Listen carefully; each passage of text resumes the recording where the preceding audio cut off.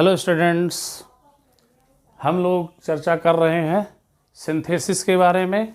और सिंथेसिस के first part में हम लोग प्रेजेंट पार्टिसिपल का प्रयोग सीख चुके हैं। अब हम लोग पार्ट नंबर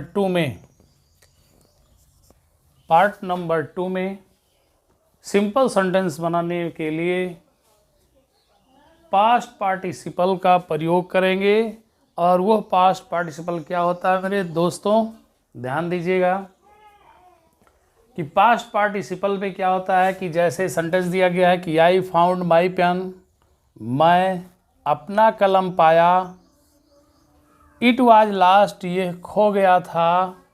तो यहाँ पर देख रहे हैं कि जो पेन है क्या खो गया था, मैं क्या पाया, पेन पाया और खो गया था ये पेन। तो यहाँ पर देख रहे हैं पेन के लिए इट का प्रयोग हुआ है सेकंड क्लास में। और यहाँ पर क्रिया है पास्ट रूप में, इट वाज लास्ट, ये खो गया था। ये है क्रिया का पास्ट रूप। और जब क्रिया के पास्ट रूप को हम किसी नाउन या प्रोनाउन से पहले लिख देते हैं जिसे वो मॉडिफाई करता है, तो यहाँ पर ध्यान देना है कि क्या खो गया था, कलम खो गया था। तो कलम से पहले, पेन से पहले आपने लास्ट वर्ड को लिख दिया। जब लास्ट वर्ड को आपने पेन से पहले लिख दिया तो यहाँ पर इसे क्रिया का ही पास्ट रूप है, इसलिए हम लोग इसे पास्ट पार्टिसिपल कहते हैं। तो सिंपल सेंटेंस बन जाता है। और सिंपल सेंटेंस बनाने के लिए यही प्रक्रिया है कि जब सेकंड क्लास में क्या है कि कोई वर्ब है और वो पास्ट रूप में है और वो किसी नाउन को मॉडिफाई कर रहा है एडजेक्टिव के रूप में, तो उससे पहले ही हम उस क्रिया को लिख देते हैं। तो आपने क्या लिख दिया, कंबाइंड कर दिया सिंपल सेंटेंस में कि I found my lost pen, मैं अपना खोया हुआ कलम पाया। सेकंड सेंटेंस देखिए सेपरेट का, क्या लिखा हुआ है कि Mohan got a letter, the letter was finished. Mohan पत्र पाया और पत्र कैसा था, फिनिश्ड था, कंप्लीट था, पूरा था। तो यहाँ पर लेटर को बताया जा रहा है कि कैसा था, फिनिश्ड था। तो फिनिश क्या है, क्रिया है और क्रिया का पास्ट रूप है, फिनिश्ड लिखा हुआ है। उसे जैसे तैसे लेटर से पहले लिख देंगे। तो Mohan got a finished letter, Mohan finished letter पाया। ही हैड फूड, वो भोजन खाया। इट वाज कुक्ड, ये पका हुआ था। यानी भोजन कैसा था, पका हुआ था। पकना क्रिया है और ये क्रिया का पास्ट रूप है। तो जब इसे किसको क्वालिफाई कर रहा है, भोजन को भोजन से पहले लिख देंगे तो क्या हो जाएगा, आई एट कुक्ड फूड, मैं पका हुआ भोजन खाया। तो ये कुक्ड वर्ड क्या हो गया, पास्ट पार्टिसिपल बन गया। जब कोई क्रिया पास्ट रूप में हो और वो किसी नाउन या प्रोनाउन को मॉडिफाई करता हो तो उससे पहले लिख देंगे सिंपल सेंटेंस में और वो पास्ट पार्टिसिपल कहलाएगा। तो ये चीज़ आपके समझ में आ गया होगा दोस्तों। और अब हम लोग लेंगे परफेक्ट पार्टिसिपल का प्रयोग करके सिंपल सेंटेंस बनाने के लिए। अब यहाँ पर हम लोग सेंटेंस लेते हैं परफेक्ट पार्टिसिपल का यूज करने के लिए। यदि सेपरेट क्लासेस का जो प्रिंसिपल क्लास होता है, अब प्रिंसिपल क्लास का जो कार्य है ना, अगर वो पूर्ण रूप से हो गया है और वही आदमी एक काम को पूर्ण रूप से करने के बाद ही दूसरा काम कर रहा है, तो आदमी अगर एक है और काम दो कर रहा है, एक कार्य पूर्ण रूप से कर रहा है तब उसके बाद दूसरे कार्य को शुरू कर रहा है, ऐसी स्थिति में मेरे प्यारे दोस्तों, मेरे विद्यार्थियों, ध्यान दीजिएगा कि यहाँ पर हैविंग का प्रयोग और क्रिया का थर्ड फॉर्म यूज करेंगे। कब, जैसे कि लिखा हुआ है सेपरेट में कि ही हैज़ ईटन फूड, वह भोजन खा चुका है, यानी भोजन खाने का काम कर चुका है, पूर्ण हो गया है। उसके बाद में वो क्या किया, वही स्कूल चला गया, ही वेंट टू स्कूल। तो यहाँ पर जो पहला काम हुआ है प्रिंसिपल क्लास, ये परफेक्ट में है। और जब पूर्ण रूप से होना पाया जाएगा प्रिंसिपल क्लास तो आपको आईएनजी ना जोड़ करके हैविंग का प्रयोग करेंगे, हैविंग और क्रिया का थर्ड फॉर्म। तो यहाँ पर आपने क्या कर दिया, ही हैज को हटा दिया और हैविंग का यूज कर लिया और रिटन थर्ड फॉर्म है आपने लिख दिया। ओके, फूड है, फूड लिख दीजिए और उसके बाद कामा लगा करके और ही वेंट टू स्कूल, जो सबऑर्डिनेट क्लास है उसे लिख दीजिए। तो ये हो गया आपका परफेक्ट पार्टिसिपल का प्रयोग।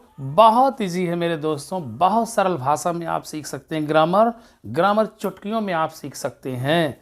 बस केवल लगे रहिए मेरे चैनल पर, और कोई ऐसा टॉपिक नहीं बचेगा जिसे हम आपको सरलतापूर्वक न समझा दें मेरे दोस्तों। आइए ध्यान दीजिए, यहाँ पर दूसरा सेंटेंस क्या है कि he has completed his homework. ठीक उसी तरीके से है कि उसने अपना होमवर्क पूरा कर चुका है, कंप्लीटेड पूरा कर चुका है। देखिए हैज़ लगा हुआ है, कंप्लीट का कंप्लीटेड थर्ड फॉर्म है, और ये परफेक्ट रूप में है, और ये काम परफेक्ट रूप से हो गया है। तब क्या किया उसने, he went to the market, वो कहाँ गया, वो बाजार चला गया। यानी जब होमवर्क अपना कंप्लीट कर लिया तब उसके बाद वो बाजार चला गया। तो देखने में जब उसका आशय ऐसा लगे कि प्रिंसिपल क्लास का कार्य पूर्ण रूप से हो गया है, तब सबऑर्डिनेट क्लास का कार्य शुरू हुआ है। तो ऐसी स्थिति में आपको परफेक्ट पार्टिसिपल का प्रयोग करना होगा, अर्थात प्रिंसिपल क्लास के सब्जेक्ट को ही को हटा देंगे, और यहाँ हैज़ को भी, हैड को भी, हैव को भी, आज जो भी आया है हटा देंगे, और हैविंग का प्रयोग कर लेंगे। उसके बाद क्रिया थर्ड फॉर्म में है तो लिख देंगे, और उसके बाद में हिज होमवर्क है लिख दीजिए, कामा लगा करके सबऑर्डिनेट को जैसे का तैसे लिख दीजिए। बस केवल यहाँ पर ही एच कैपिटल है, यहाँ इस्तेमाल करना होगा क्योंकि सेंटेंस सिंपल हो गया है, जुड़ गया है। तो he went to the market आपने लिख दिया। तो हम आशा करते हैं, I hope that you will understand about present participle, past participle and perfect participle. यानी तीनों पार्टिसिपल के बारे में आप समझ गए होंगे। यदि कम समझ में आया है तो आप कष्ट करके फिर से देखिए, मेरा दावा है कि आप सीख जाएंगे। अब हम लोग चलेंगे परफेक्ट पार्टिसिपल के बाद इन्फिनेटिव के प्रयोग करके सिंपल सेंटेंस बनाना। तो आइए हम लोग चलते हैं। अब यहाँ पर हम लोग इन्फिनेटिव टू का प्रयोग करते हैं। तो इन्फिनेटिव टू का प्रयोग हम कब करेंगे, जब सेपरेट क्लासेज में यह शर्त हो। कैसा शर्त हो, अगर कोई कार्य हुआ है, किसी क्लास में किसी कार्य का होना पाया गया है, किसी सब्जेक्ट के द्वारा कोई कार्य किया गया है, लेकिन कार्य का कोई उद्देश्य भी एक क्लास में दिया हुआ हो। क्या दिया हुआ हो, पर्पस दिया हो, उद्देश्य दिया हो, तो आपको क्या कर देना है कि उस उद्देश्य को टू से जोड़ देना है। उस जो भी एम होगा, जो भी उद्देश्य होगा, पर्पस होगा, उसे टू से जोड़ देना है। तो आइए हम लोग सेंटेंस देखते हैं सेपरेट क्लासेज का। लिखा हुआ है कि he wanted to read his book, full stop, he went to school. वह अपना पुस्तक पढ़ना चाहता था। क्या पढ़ना चाहता था, अपना पुस्तक पढ़ना चाहता था। ही वेंट टू स्कूल, वह स्कूल गया। भैया क्यों गया स्कूल, क्योंकि वो अपना पुस्तक पढ़ना चाहता था। वही स्कूल गया, स्कूल जाने का काम किया, और उसका उद्देश्य था पुस्तक पढ़ना। इसलिए यहाँ पर उद्देश्य है रीड हिज बुक, अपना पुस्तक पढ़ना ही उसका उद्देश्य है। यहाँ पर टू का प्रयोग भी हुआ है। आपको बहुत ज़्यादा सोचने समझने की ज़रूरत नहीं है। जो कार्य हुआ है स्कूल जाने का, उसे पहले आप लिख दीजिए कि ही वेंट टू स्कूल, और जो उद्देश्य है रीड हिज बुक को टू से जोड़ दीजिए इस सेंटेंस में। तो ये हो गया इन्फिनेटिव का प्रयोग। अब इन्फिनेटिव कैसे कहेंगे, टू रीड है तो माय डियर आप लोग पढ़ चुके होंगे इन्फिनेटिव के बारे में कि इन्फिनेटिव क्या होता है कि क्रिया के फर्स्ट फॉर्म से पहले जब हम टू का प्रयोग करते हैं तो उसके अर्थ में ना, ने, नी का प्रयोग होता है। पढ़ना, टू रीड पढ़ना, टू राइट लिखना, टू स्पीक बोलना। ना आता है, क्या आता है, क्रिया के अंत में ना आता है।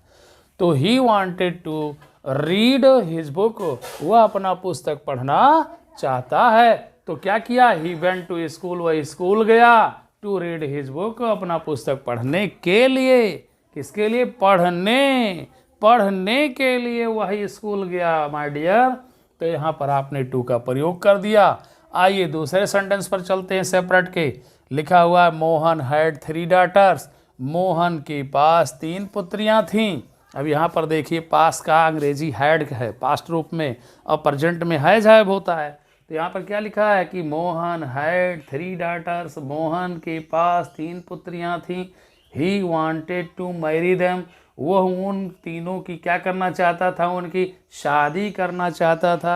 यानी शादी करने के लिए मोहन के पास 3 पुत्रियां थी। तो सिंपल सेंटेंस बना रहे हैं माय डियर। तो आपने क्या कर दिया कि Mohan had 3 daughters to marry, यहाँ पर टू मैरी कर देंगे।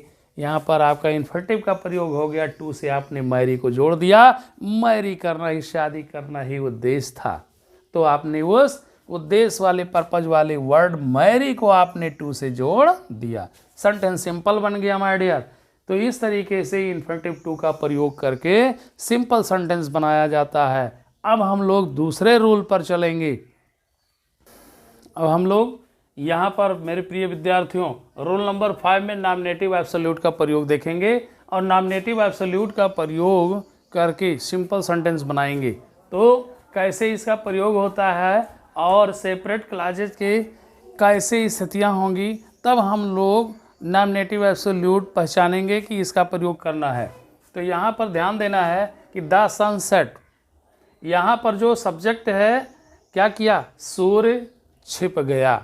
द सनसेट, सूर्य छिप गया, सूर्यास्त हो गया। तो जब सूर्यास्त हो गया तो the stars came upon in the sky, तारे आकाश में आ गई। और जब तक सूर्य नहीं छिपता तो क्या तारे आकाश में आती।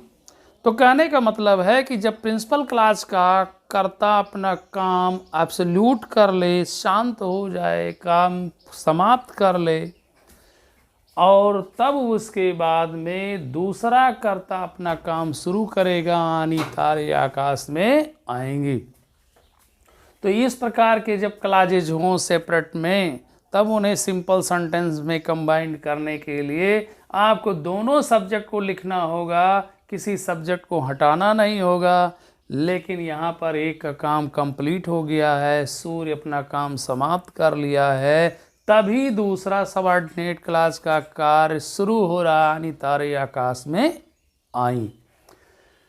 तो कहने का मतलब है कि द सन को लिख दीजिए सब्जेक्ट को, उसके बाद में हैविंग का प्रयोग कीजिए और जो क्रिया है उसका थर्ड फॉर्म यूज कीजिए। यहाँ पर अगर सेकंड फॉर्म है तो यहाँ पर थर्ड फॉर्म हो जाएगा।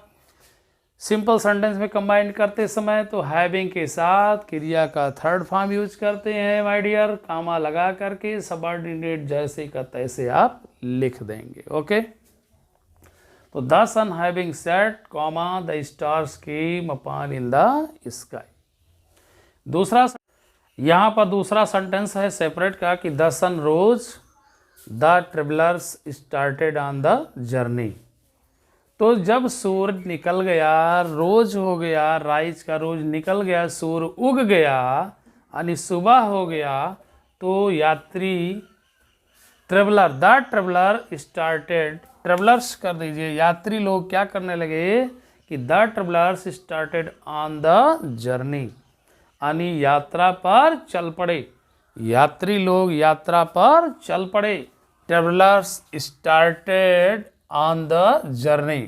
भाई सुबह होगा और जब सुबह होगा तो स्वाभाविक है कि यात्री अपनी यात्रा पर चलेंगे।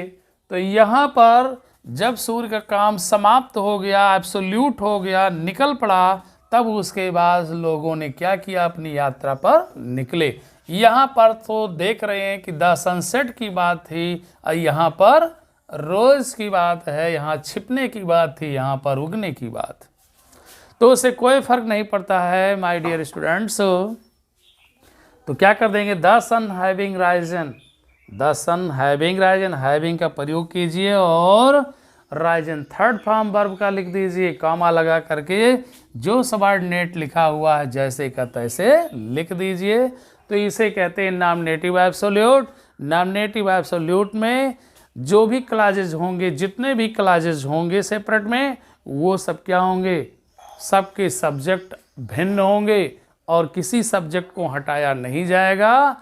जो प्रिंसिपल क्लास का सब्जेक्ट है लिखने के बाद ही हैविंग प्लस क्रिया का थर्ड फॉर्म लिख करके सबऑर्डिनेट को लिखने से पहले कॉमा लगा देते हैं, वो सेंटेंस सिंपल हो जाता है। ओके, और ये वीडियो अगर आपको समझ में आ रहा है बेटा, तो आप सभी लोग मेरे भाइयों, मित्रों और विद्यार्थियों, आप लोग बड़ी तेज़ी से आप लोग इसे वीडियो का संचार कीजिए, लाइक शेयर सब्सक्राइब कीजिए। और अब पार्ट नंबर 3 में भी जो 5 अभी रूल्स बचे हुए, 5 रूल्स बचे हुए हैं सिंपल सेंटेंस में कंबाइन करने के लिए सेपरेट से, उन्हें आप नेक्स्ट वीडियो में पढ़ाया जाएगा। Okay, thanks.